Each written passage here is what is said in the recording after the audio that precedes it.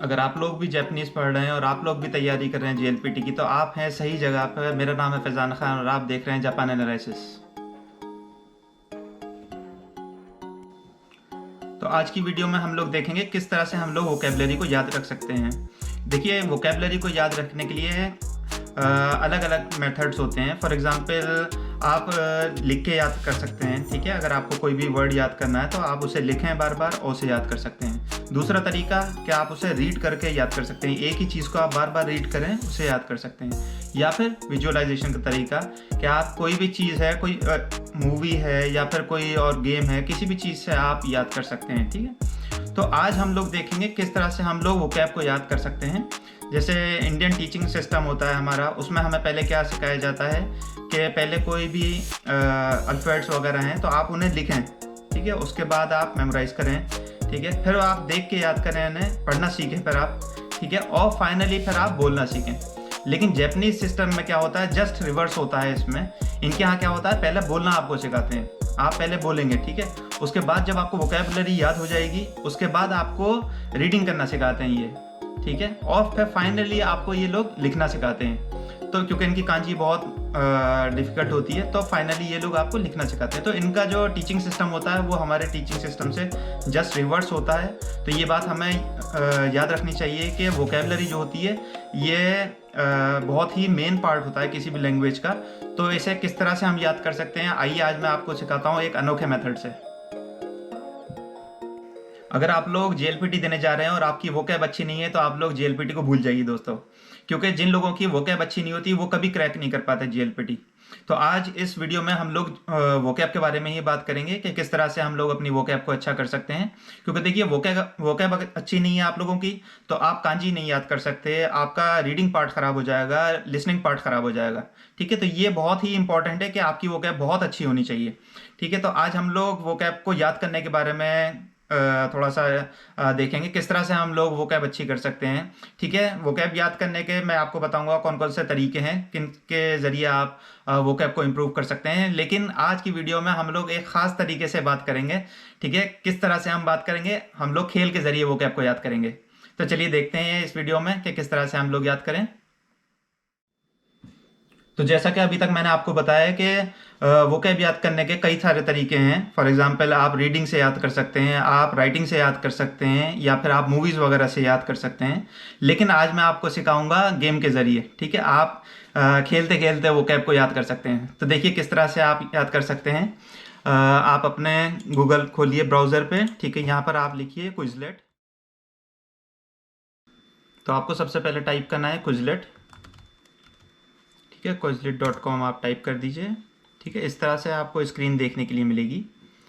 तो जो लोग ऑलरेडी साइन इन कर चुके हैं वो साइन इन पे चले जाएं, लॉगिन पे चले जाएं, और जिन्होंने अभी तक साइन इन नहीं किया वो साइन अप पे चले जाएं, साइन अप फॉर फ्री, ठीक है। लॉगिन पे जाता हूं मैं, ठीक है। मैंने ऑलरेडी इस पर साइन अप किया हुआ है तो मैं इस पर लॉगिन पे चला जाता हूँ।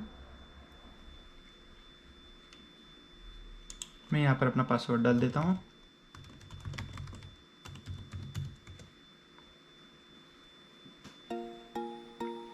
तो इसमें आपको इस तरह की स्क्रीन देखने के लिए मिलती है, ठीक है। यहाँ पर लेफ्ट हैंड पे अगर आप देखें तो होम लिखा हुआ है, ये योर लाइब्रेरी नोटिफिकेशंस, ठीक है। इसमें सबसे पहले ये जो 3 बार्स आपको दिख रहे हैं आप इस पे चले जाइए।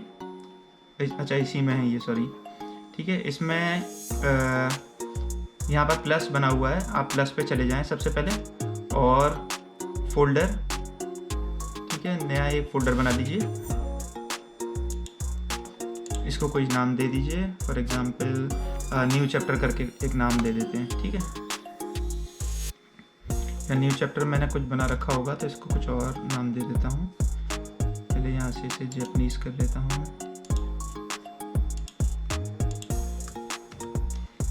न्यू चैप्टर 1 कर देता हूँ इसको, ठीक है। अब मेरा एक ये फोल्डर बन गया। अब इस फोल्डर के अंदर मैं एक अपना कोई भी सेट बना लेता हूँ, क्रिएट न्यू करके बना लेता हूँ, फ्लैश कार्ड सेट बना लेता हूँ, ठीक है। अब इसमें चाहे तो आप इसके बारे में कुछ बता दीजिए।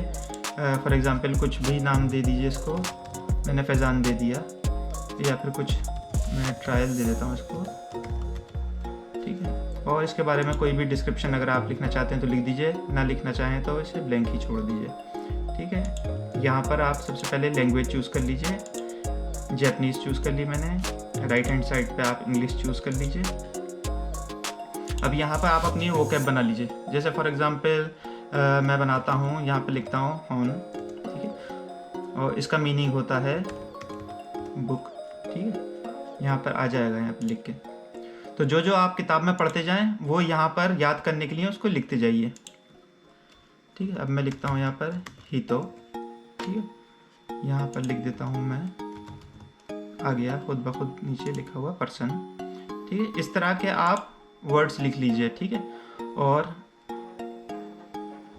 कुछ भी लिख दिए। ठीक है, या फिर ये लिख दिया मैंने।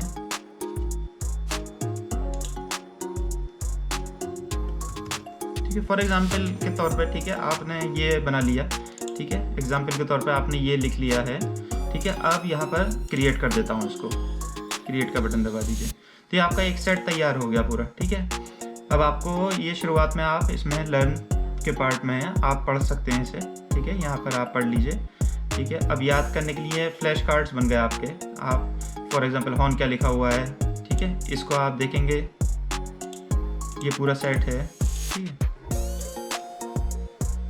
एक मिनट बैक जाता हूँ।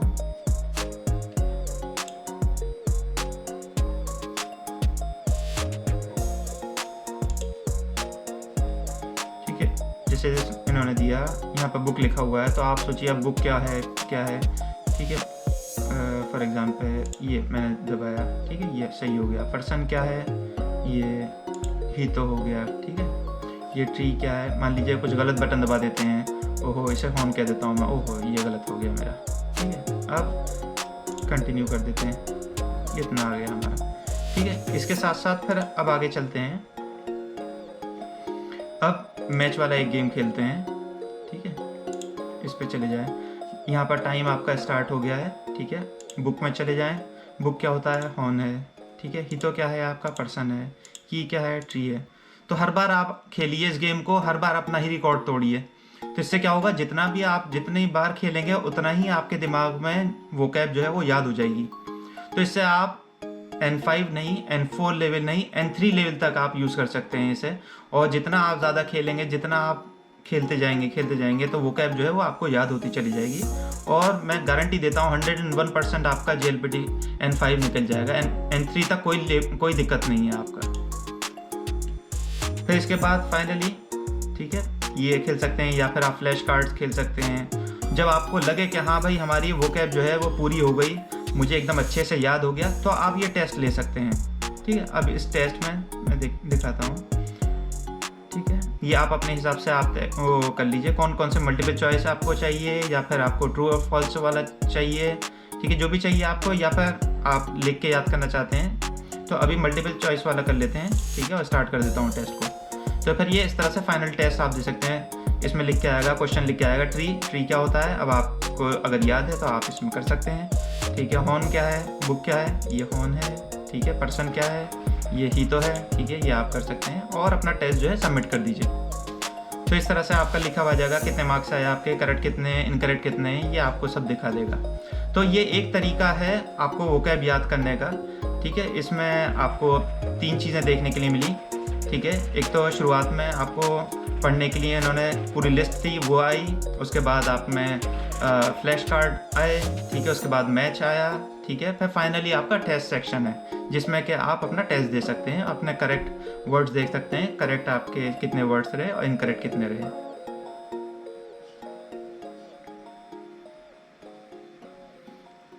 और इसके अलावा फिर इसमें और भी काफ़ी सारी चीज़ें हैं कि आप अपना रिज़ल्ट जो है वो दूसरों के साथ शेयर कर सकते हैं, या फिर दूसरे किसी ने अगर कोई वोकैब बनाई है तो आप उनकी वोकैब को लेके आप गेम्स को खेल सकते हैं, टेस्ट दे सकते हैं। तो इसमें बहुत सारी चीज़ें हैं, ये सब आप खुद से एक्सप्लोर कर सकते हैं। मेरा काम था सिर्फ आपको यहाँ तक लेके जाना, बाकी सब आप खुद से एक्सप्लोर करें, इस साइट को देखें क्या है इसमें। तो आज की वीडियो में दोस्तों बस इतना ही।